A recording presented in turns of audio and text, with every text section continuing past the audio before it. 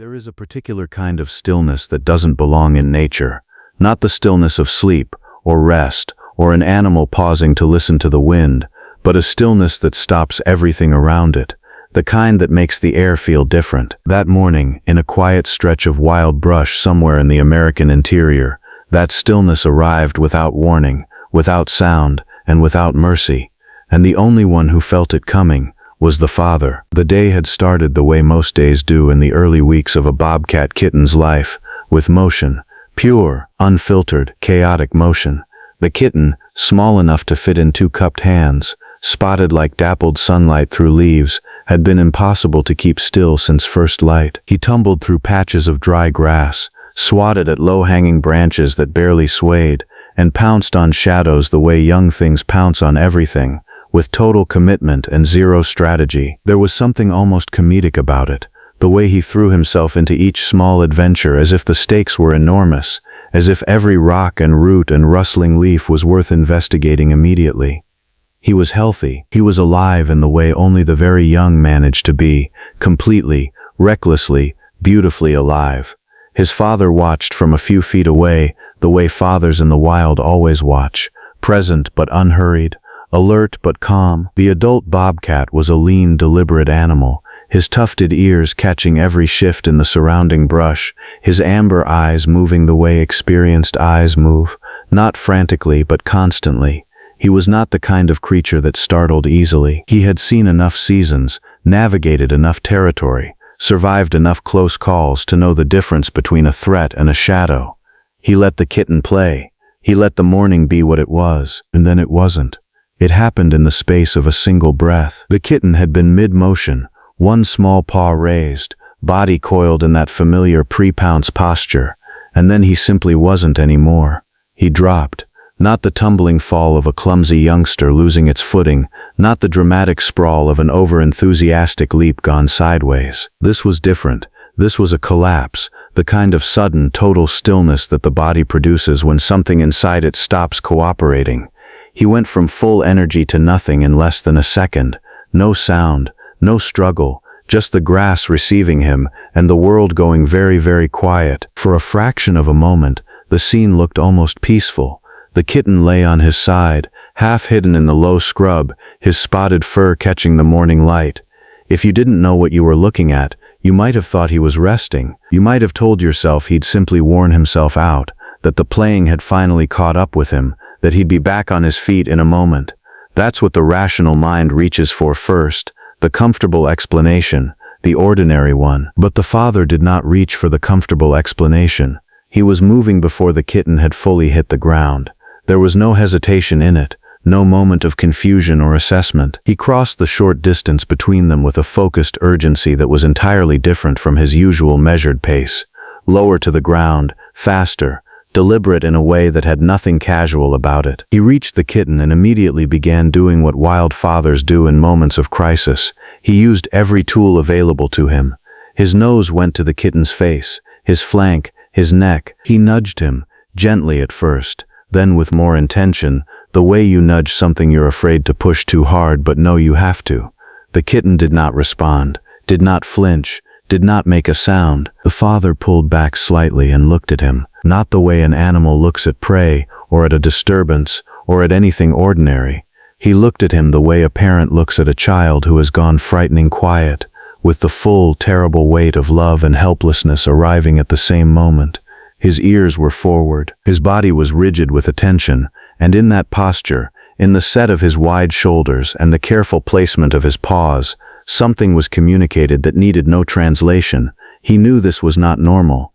He circled the kitten once, slowly, scanning the surrounding brush with the instinctive weariness of an animal that understands vulnerability, that knows the world does not pause for crisis, that the same open ground that looked safe a moment ago can become something else when one of you cannot move. He was not panicked. Wild animals rarely look panicked, even when the situation calls for it. What they look is intensely, completely, almost terrifyingly focused, and that is what he was. Focused in the way that only matters, in the way that costs something. He lowered himself to the ground beside the kitten, close, near enough that their fur touched, near enough that his warmth, The steady, living warmth of a healthy adult animal could reach the small, still body beside him. He was not leaving. That much was clear from every line of his posture, every quiet, deliberate breath. Whatever had just happened to his kitten, whatever invisible thing had reached in and switched the light off, he was going to be right here when, if, it switched back on. The grass barely moved, the morning held its breath, and the kitten lay still. Time moved differently now. The playful rhythm of the morning was gone, replaced by something heavier, something that pressed down on the surrounding brush and held everything in place. The father hadn't moved from the kitten's side, not an inch. His body remained low and close, a warm, steady presence against the small, unmoving form beside him. But his eyes never stopped working. They moved across the tree line, swept the open ground, tracked every small disturbance at the edge of his vision. He was guarding, not frantically, but with the deep, unwavering commitment of an animal that has decided, without words, without deliberation, that this is the only thing that matters right now. He nudged the kitten again. This time there was more urgency in it. His nose pressed firmly against the kitten's neck, then his ribs, feeling for something, movement, warmth, the faint flutter of breath.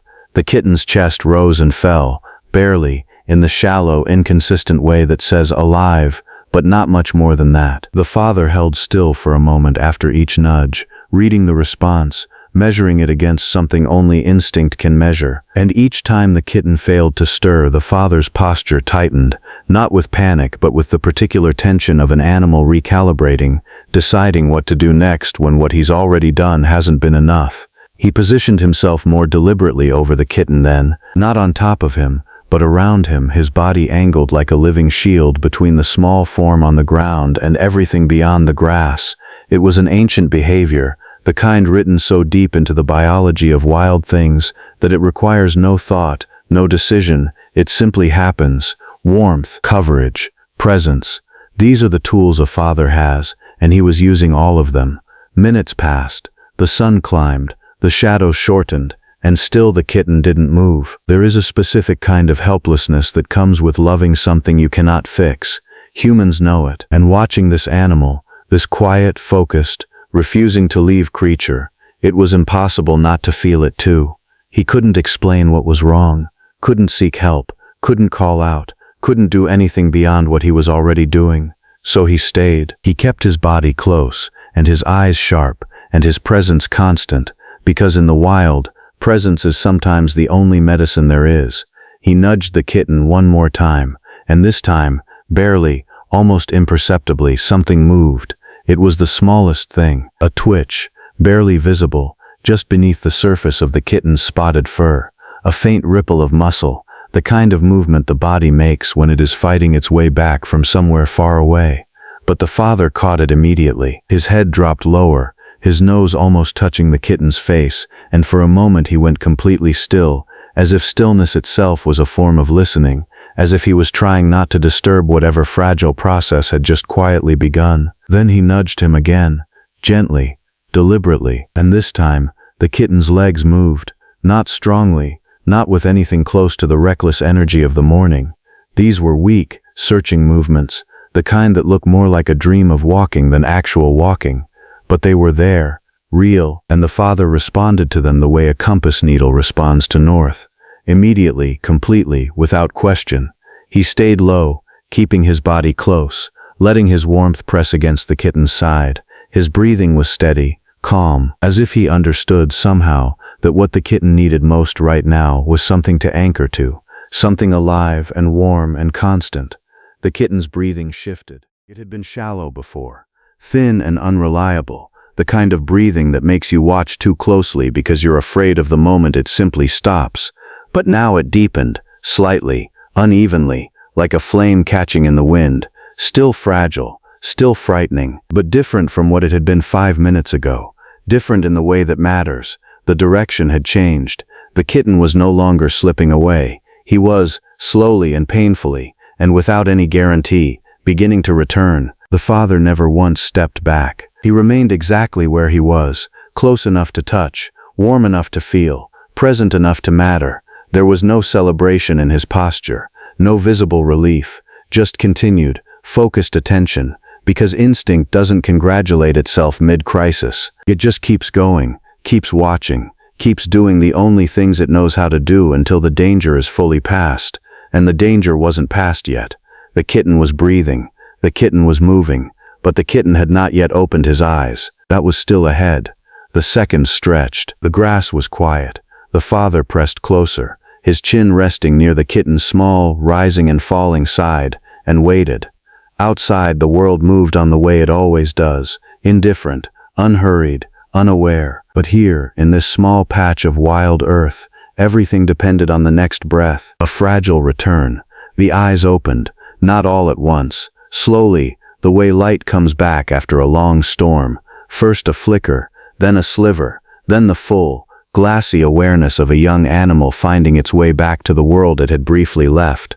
The kitten blinked, once, then again. His gaze was unfocused at first, soft and searching, moving across the grass and the sky and the warm shape beside him without fully landing anywhere. But he was seeing, he was present, and that single fact, small as it was, changed everything. The father lifted his head. He looked at the kitten the way he had looked at him all morning, with that same steady, complete attention. But there was something different in it now, a quality of recognition passing between them, quiet and wordless, the way the most important things always are. The kitten turned his head slowly toward the warmth beside him, and the father answered by pressing closer, a single slow movement that said everything without saying anything at all. The kitten tried to stand. It didn't go well at first. His legs were uncertain beneath him, trembling with the effort of holding weight they weren't fully ready to carry again. He rose partway and sank back down, rose again, found some fragile balance and held it, unsteady but upright. The father stayed close the entire time, not interfering, not pulling back, just present, letting the kitten find his own footing while making sure he never felt alone in the finding. Slowly, the steadiness returned. Not all at once. Nothing in nature returns all at once. But minute by minute, breath by breath, the kitten's legs remembered what they were for. He shifted his weight, tested the ground beneath his paws, and began to move. Small steps at first, cautious, then slightly less cautious. The father walked beside him, matching his pace, staying close to his flank. The way he had always walked beside him before this morning had changed everything. At some point, without any clear moment of transition, it simply became a normal afternoon. The kitten moved through the grass. The father watched. The light was warm and even and unhurried, falling across both of them the way it had fallen that morning, before the stillness came. It would have been easy to look at the two of them now and see nothing remarkable, just a father and his young, a quiet stretch of wild ground, an ordinary day in a place most people never see. But something had happened here, something that required no audience, no documentation, no explanation. A small life had arrived at the edge of a very dark place, and had been pulled back by nothing more than proximity, instinct, and the stubborn, wordless refusal of a father to leave. That's not a small thing. It never is.